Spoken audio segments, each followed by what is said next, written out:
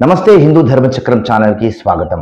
ఈ వీడియో మీరు తప్పకుండా చూడండి, మీ పిల్లలకి చూపించండి, మీ కుటుంబ సభ్యులకు కూడా ఈ వీడియోని తప్పకుండా షేర్ చేసి వారి చేత చూపించండి. ఎందుకంటే ఇది జీవితంలో అత్యంత ఆవశ్యకమైనటువంటి విషయాన్ని చెప్పేటువంటి వీడియో.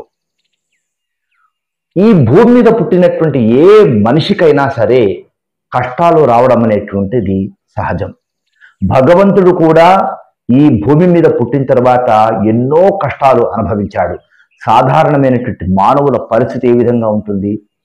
నేటి తరంలో కష్టాలను తట్టుకోలేనటువంటి వారు, చిన్నపాటి కష్టానికి కూడా తట్టుకోలేనటువంటి వారు మధ్యలోనే ఆత్మహత్యలు చేసుకోవడం అనేటువంటిది సర్వసాధారణమైపోయినటువంటి పరిస్థితిని మనము ప్రొద్దున లేస్తే మనము సోషల్ మీడియాలో, టీవీల్లో, న్యూస్ల్లో, పేపర్లో చూస్తూ ఉన్నాం.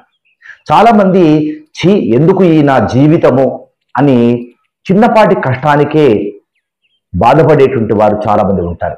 కొంతమంది అయితే సంవత్సరం గడిచిపోయేటువంటి సమయంలో ఆ సంవత్సరము తమకు మిగిల్చినటువంటి చేదు ఏమిటి అని ఒకసారి రివిజన్ చేసుకొని ఈ సంవత్సరము నాకెంత మాత్రం కూడా అచ్చి రాలేదు అని బాధపడేటువంటి వారు ఉంటారు.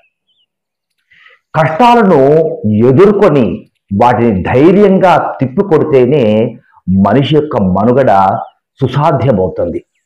అలాంటి విషయాన్ని చెప్పేటువంటి సంఘటనకు సంబంధించినటువంటి కథ ఇప్పుడు నేను ఈ వీడియోలో మీకు తెలియజేయబోతున్నాను.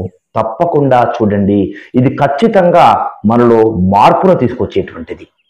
ఒక వ్యక్తి రాత్రి పడుకునేటువంటి సమయంలో తన రీడింగ్ టేబుల్ పైన తలపెట్టి అలా కూర్చొని నిద్రలోకి జారుకున్నాడు. అదే సమయంలో అతని భార్య అతన్ని లేపి మంచం మీద పడుకోబెడదామని చెప్పడానికి దగ్గరికి వస్తుంది. అప్పుడు ఆమె దృష్టి అతని చేతిలో ఉన్నటువంటి పెన్ను పైన, అతని ముందున్నటువంటి రైటింగ్ ప్యాడ్ పైన పడుతుంది. దాని మీద ఏదో రాసి ఉంది. ఆమె తన భర్తను కదిలించకుండా ఆయన రాసిన దాన్ని నిశ్శబ్దంగా చదవసాగింది. అందులో ఏముంది? ఇలా ఉంది: గత ఏడాది నాకు సర్జరీ జరిగి గాల్ బ్లాడర్ తొలగించారు. 3 నెలల పాటు మంచం మీదే గడపాల్సినటువంటి పరిస్థితి నాకు వచ్చింది. ఈ ఏడాది నాకు 60 ఏళ్ళు నిండి నాకెంతో ప్రియమైన ఉద్యోగంను రిటైర్ అయ్యాను. నేను 30 ఏళ్ల పాటు ఈ కంపెనీలో రాత్రనక పగలనక కష్టపడి పనిచేసి కంపెనీ అభివృద్ధిలో నేను పాలు పంచుకున్నాను. ఆ కంపెనీతో నాకెంతో అనుబంధం ఉంది. దానితో ఇక నా రుణము తీరిపోయింది. ఈ ఏడాది మా నాన్నగారి మరణము నా జీవితంలో తీవ్రమైన విషాదాన్ని నింపింది. ఈ ఏడాది నా కొడుకు కారు ప్రమాదం వల్ల మంచం పట్టి మెడికల్ ఎగ్జామ్ ఫెయిల్ అయ్యాడు. ఎన్నాళ్లుగానో నాకు సేవలు అందించినటువంటి నా ప్రియమైనటువంటి కారు ఎందుకు పనికిరాని విధంగా నుజ్జునుజ్జయింది. దేవుడా, ఈ ఏడాదిలో నాకు ఎన్ని భయంకరమైనటువంటి అనుభవాలు ఇచ్చావు. ఇది అందులో రాసింది. చివరి వరకు చదివినటువంటి ఆమె నిశ్శబ్దంగా ఆ రైటింగ్ ప్యాడ్ తీసుకొని బయటకు నడిచింది. కాసేపటి తర్వాత ఆమె వచ్చి ప్యాడ్, పెన్ను అక్కడే పెట్టేసి వెళ్ళిపోయింది. కాసేపటికి ఆయనకు మెలకువ వచ్చింది. తన చేతిలో పెన్ను, టేబుల్ పైన రైటింగ్ ప్యాడ్ చూసుకొని దాని మీద తాను రాసింది కాకుండా దానికి బదులుగా ఇంకేదో రాసి ఉండడం గమనించి దాన్ని చదవడము ప్రారంభించాడు. అందులో ఇలా రాసి ఉంది: గత ఏడాది నాకు గాల్ బ్లాడర్ సర్జరీ జరిగింది. చాలా కాలంగా నన్ను వేధించినటువంటి కడుపు నొప్పి నుంచి శాశ్వతమైనటువంటి ఉపశమనము నాకు లభించింది. ఈ ఏడాదిలోనే నాకు 60 ఏళ్ళు నిండాయి. సంపూర్ణ ఆరోగ్యంతో నేను రిటైర్ అయినందుకు ఆనందంగా ఉంది. ఇక నా పూర్తి సమయాన్ని నా కుటుంబంతో సంతోషంగా, ప్రశాంతంగా గడపగలుగుతాను.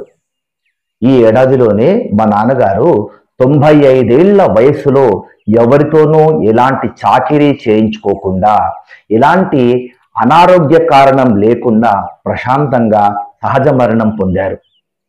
ఈ ఏడాది నా కొడుక్కి పునర్జన్మ ఇచ్చింది. కారు ప్రమాదంలో కారు నుజ్జైనా కానీ నా కొడుకు ప్రాణాలతో బయటపడ్డాడు. కారుకి వచ్చిన ఇన్సూరెన్స్ డబ్బులతో మరి కాస్త డబ్బులు దానికి జోడించి నేను మరో కొత్త కారు కొనుక్కోగలిగాను. ఓ భగవంతుడా, ఈ ఏడాది నాకు ఎంత సంతోషాన్ని మిగిల్చావు, ఈ ఏడాదిని ఎంత అద్భుతంగా నా కోసం మలిచావు. ఇలా ఉంది. అంతా చదివిన ఆయన చుట్టూ ఓసారి చూసుకున్నాడు. కర్టెన్ వెనకాల తన భార్య నీడను గమనించి జరిగిందంతా కూడా అర్థం చేసుకున్నాడు. తన భార్యను మనసులోనే అభినందించుకున్నాడు. ఎంతో ప్రోత్సాహభరితంగా ఉన్న ఆ వాక్యాలు చదివిన ఆయన భగవంతునికి తన కృతజ్ఞతలు కూడా తెలుపుకొని సంతృప్తిగా నిట్టూర్చి నిద్రలోకి జారుకున్నాడు. చాలా వరకు సమస్యలు మన ఆలోచన దృక్పథం నుంచే ఉద్భవించేవి.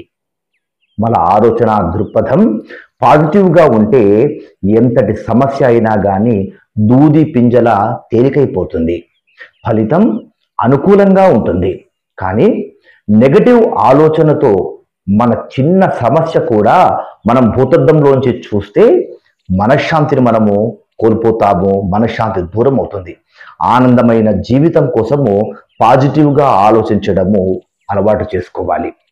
పాజిటివ్గా ఆలోచిస్తే విషం కూడా మందులా పనిచేస్తుంది అంటారు. అదే నెగటివ్గా ఆలోచిస్తే మందే విషమవుతుంది అని చెప్తారు. కనుక ఎల్లప్పుడూ పాజిటివ్గా ఆలోచించండి. మరో మంచి టాపిక్తో కలుసుకుందాం. ఈ వీడియో పైన తప్పకుండా మీ అభిప్రాయాన్ని కామెంట్ రూపంలో తెలియజేయండి.